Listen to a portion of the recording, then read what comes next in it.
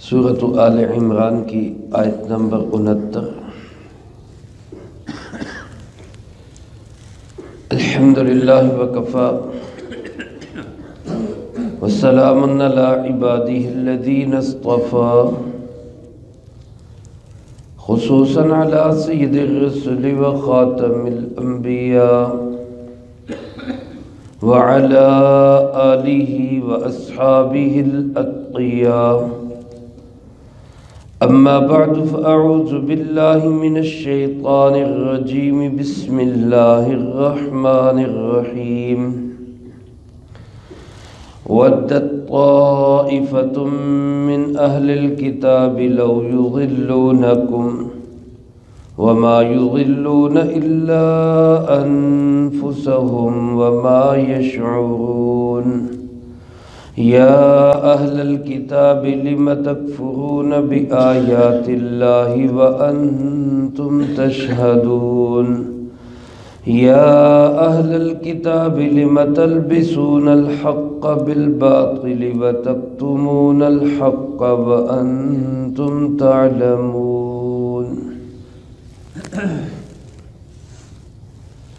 ودت طائفة من أهل الكتاب، دلی تمنا رکھتی ہے اہل کتاب کی ایک جماعت، لو یضلونکم، کہ وہ تمہیں گمراہ کر دے، وما یضلون الا انفسہم، نہیں وہ گمراہ کرتے مگر اپنے آپ کو ہی، وما یشعرون، اور ان کو اس کا شعور بھی نہیں ہے۔ یا اہل الکتاب، اے اہل کتاب، لم تکفرون بآیات اللہ، کیوں تم اللہ کی آیتوں کا انکار کرتے ہو، وانتم تشہدون، جبکہ تم خود اللہ کی آیات کے گواہ ہو۔ یا اہل الکتاب، اے اہل کتاب، لم تلبسون الحق بالباطل، تم کیوں خلط ملط کرتے ہو حق کو باطل کے ساتھ، وَتَكْتُمُونَ الْحَقَّ، اور تم حق کو چھپاتے ہو، وَأَنْتُمْ تَعْلَمُونَ، جبکہ تم جانتے بھی ہو۔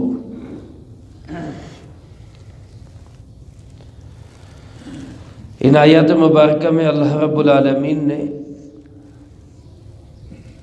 اہل کتاب یعنی یہود و نصارہ کی کچھ غلط عادتوں کو بیان کیا ہے، اور مسلمانوں کو، امت مسلمہ کو ان سے چکنا رہنے کی ہدایت ارشاد فرمائی ہے۔ اللہ پاک ارشاد فرماتے کہ اہل کتاب میں سے ایک گروہ، ایک ٹولہ ایسا بھی ہے جن کی دلی تمنا یہ ہے کہ لو یضلونکم، کہ اے ایمان والو وہ تمہیں گمراہ کرنا چاہتے ہیں۔ آج بھی میرے عزیز دوستو، انہی اہل کتاب میں سے جو آج کل یہودی یا عیسائی کہلاتے ہیں، یہ دلی طور پر تمنا، آرزو اور خواہش یہی رکھتے ہیں کہ لالچ کے ذریعے یا دھونس دباؤ کے ذریعے، دھمکی کے ذریعے ایمان والوں کو ان کے راستے سے ہٹا دیا جائے۔ میں آپ اللہ پاک سے دعا بھی کرتے، اللہ پاک ہمیں ہر طرح کی گمراہی سے محفوظ رکھے، اور اس کے ساتھ ساتھ اہل کتاب کی شرارتوں پہ ہمیں نظر بھی رکھنی چاہیے، اور اس سے خبردار اور آگاہ بھی رہنا چاہیے۔ اور اس سے بچنے کا راستہ ایک ہی ہے، اہل ایمان، اہل تقوی، نیک لوگ، اہل اسلام کے ساتھ اپنا تعلق مضبوط کیا جائے، ورنہ کہیں سے بھی انسان کے قدم ڈگمگا سکتے ہیں، اور جب قدم ایک دفعہ پھسلتا ہے پھر انسان کو احساس نہیں ہوتا کہ وہ کہاں جا کے گرتا۔ جیسے کوئی انسان کسی پہاڑی پہ چڑھ رہا ہو، تو پہاڑی پہ چڑھتے ہوئے خدا نہ خواستہ پاؤں پھسل جائے تو پھر بڑی مشکل ہوتی ہے کہ اس کو کہیں قریب جو ہے وہ اس کو رکنا مل جائے، ورنہ وہ نیچے گہرائیوں میں جا کے گرتا ہے۔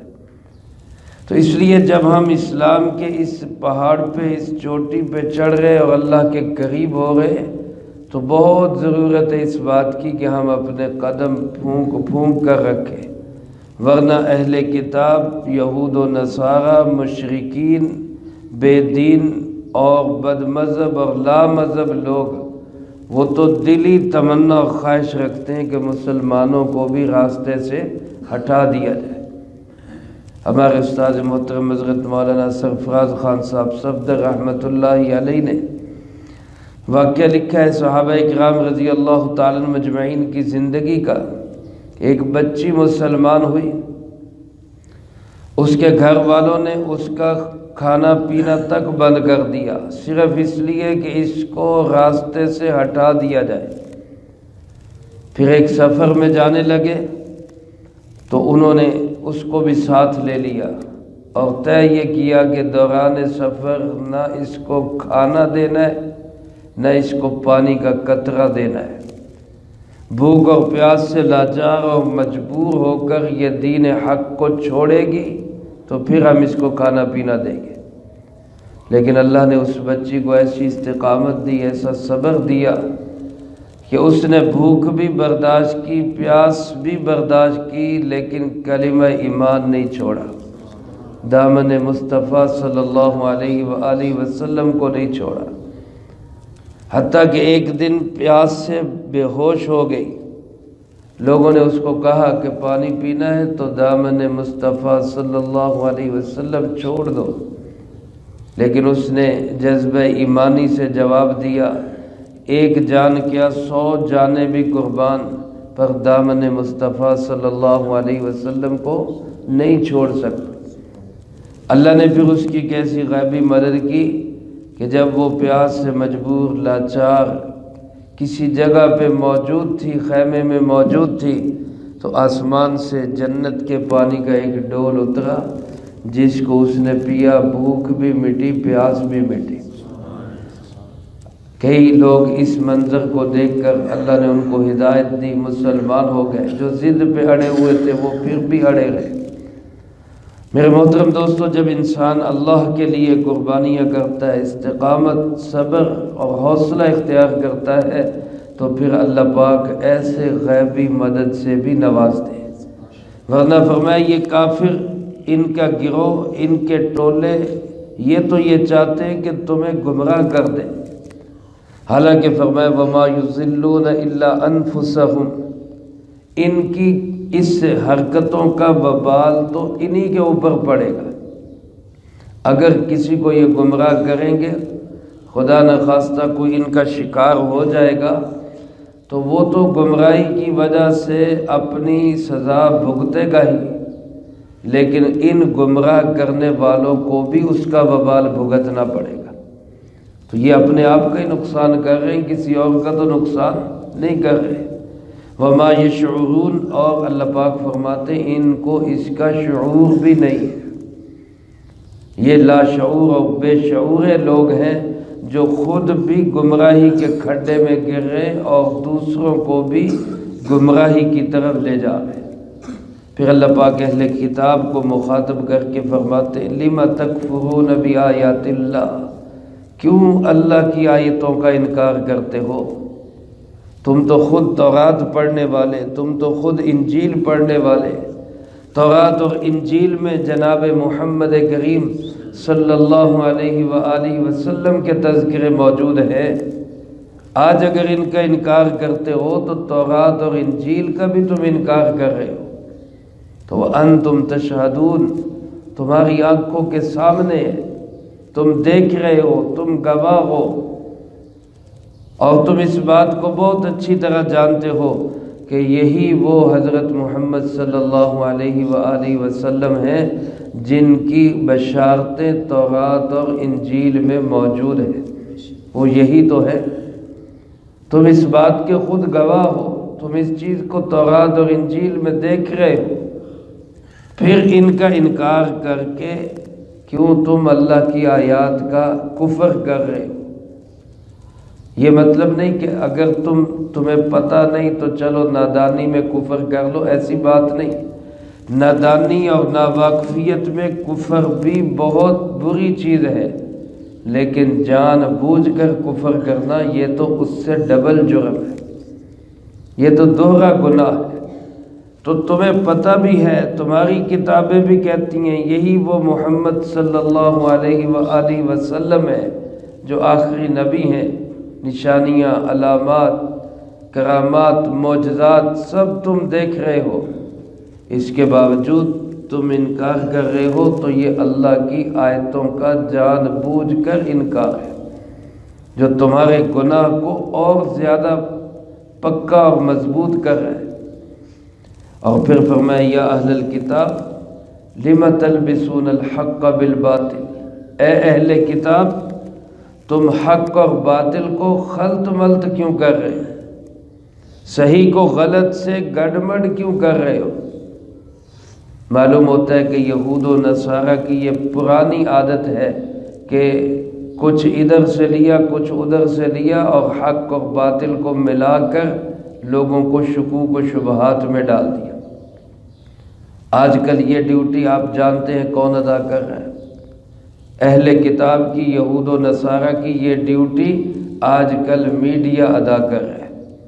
کوئی سچی رپورٹ نہیں دینی، آدھا ادھر سے لیا جملہ آدھا ادھر سے لیا اور تروڑ مروڑ کر پیش کر دیا کہ لو جی یہ ہے جناب اسلام، یہ ہے مسلمان، یہ ہے ایمان والے۔ یہ کام جو یہود و نصارہ کا 14 صدیوں پہلے سے تھا وہ آج بھی وہی ہے، حق اور باطل کو خلط ملط کر دینا اور اس سے لوگوں کو گمراہی کی طرف لے جانا۔ کبھی میڈیا پہ بیٹھے ہوئے مذہبی سکالر کے نام پر مذہبی بھیڑیے، یہ غامدی جیسے اور یہ مرزا جیلمی جیسے، وہ بیٹھ کر وہ حق اور باطل کو ملا کر عوام کے ذہنوں میں شکوک و شبہات پیدا کر دیتے اور عوام پریشان، ہم جائے تو کہاں جائے۔ تو میرے محترم دوستو، ایسے فتنہ انگیز لوگوں سے آگاہ رہیں اور ان سے بچ کے رہیں۔ یہ دین جو ہے ہم علماء سے سیکھے، علماء ہی اس کے وارث ہیں، اور اہل اللہ کے پاس بیٹھے ان کی صحبت اختیار کرے، مدارس مساجد سے تعلق جوڑے، اللہ والوں کی مجالس میں جائے، تبلیغ کے ساتھ جائے، یہاں سے دین کی صحیح سمجھ ملتی ہے۔ جب انسان گمراہی سے بچتا ہے، جب اس کا نیک لوگوں سے تعلق ہوتا ہے، لیکن جب انسان سکرین سے دین سیکھنا شروع کر دے گا تو پھر نتیجہ کیا ہوگا؟ گمراہی کی طرف جائے گا۔ وہ حق و باطل کو خلط ملط کرتے ہیں، وَتَكْتُمُونَ الْحَقَّ، اور حق پہ پردے ڈالتے ہیں، حق کو چھپاتے ہیں۔ کتنے واقعات ایسے ہیں، یہودی جناب محمد کریم صلی اللہ علیہ وآلہ وسلم کے سامنے آ کر تورات کو بھی چھپانے کی کوشش کرتے تھے، تورات کی آیات بھی پردہ ڈالنے کی کوشش کرتے ہیں۔ بس جو حکم اپنے لیے ٹھیک لگا وہ مان لیا، جو اپنی مرضی اور خواہش کے خلاف لگا اس پہ پردہ ڈال دیا۔ یہ سلیکٹو دین، پسندیدہ دین، مرضی کا دین، خواہش پرستی، نفس پرستی، یہ پہلے کبھی ان یہود و نصارہ کی عادت تھی، آج بدقسمتی سے ہم مسلمانوں میں بھی پھیلتی جا رہی ہے۔ اس لیے اس سے ہم بچیں، حق پہ پردے نہ ڈالیں، جو بات صحیح سچی ہو، کھری بات ہو، وہ کلیئر کریں، کسی کو پسند آئے چاہے کسی کو پسند نہ آئے۔